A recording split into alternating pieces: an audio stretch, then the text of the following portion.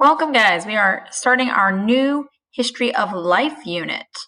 So one of the first things we want to cover on this before everybody gets all up in arms and angry is we are studying a new theory in science. Let's do a quick review on theories. So we can see here on the screen, we've got our friend, Charles Darwin. He's going to be a big player in this unit. And his friends, the Finchy boys. Ha, ha, ha, ha, ha. Okay, so Charles wants to remind us that in science, a theory is not just a guess. And our little Finchy friend here is saying, this is different from the everyday use of the word, where the word theory often really means a hypothesis about whatever thing you want. Charles Darwin says, good point. Hang on, I didn't know you could talk. In science, a theory is a well-tested explanation of something happening in nature. The predictions that a theory makes must be observable and repeatable. A theory must be testable. Because if there were no way to test a theory, anybody could come up with whatever crazy theory they want.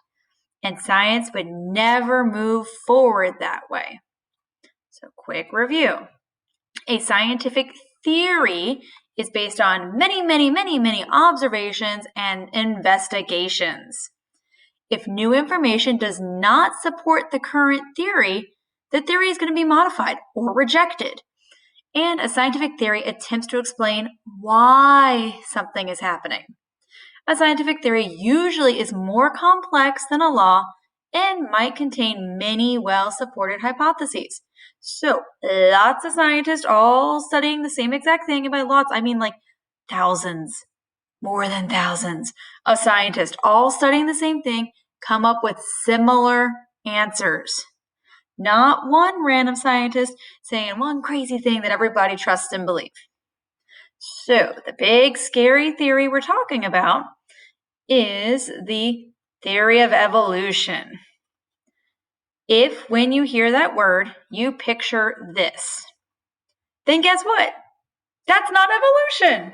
So you're able to real quick wipe that picture out of your mind, unless you're just imagining it as the wrong answer, because that's not what evolution is. What we're actually going to be studying looks more like this. It's the gradual changing of species using adaptations and better survival techniques. An animal doesn't choose, including humans, to evolve. Things that help them survive better help them survive, such as a finch with a really big beak helps them eat fruit, and they're more likely to survive then. Or a finch with a really pointy beak can grab inside of a tree and pull buggies out. That helps them survive more. A finch with a really sharp beak, like that one, is used for grabbing bugs out of the air and crunching them up. They're all the same species of finch, but they've changed in ways that help them survive. Once again, this is not something you choose. Finch over here didn't just wake up one day and go, I hope I have a big beak that's able to eat more fruit. No, you just happen to have one weird freak mutant finch born with a fat beak, and he was able to eat more food. And because he could eat more food, he was able to reproduce more and pass that trait down. So we have a lot of things that we're going to be studying in this. And just want you guys to remember, it's not angry, scary science words. It's just basic changes in nature. Remember, once again, when we're dealing with theories, it's something that many thousands of scientists all agree upon. Not an idea that one crazy person, non-scientist, pulled out of their butt and decided to share with the whole world.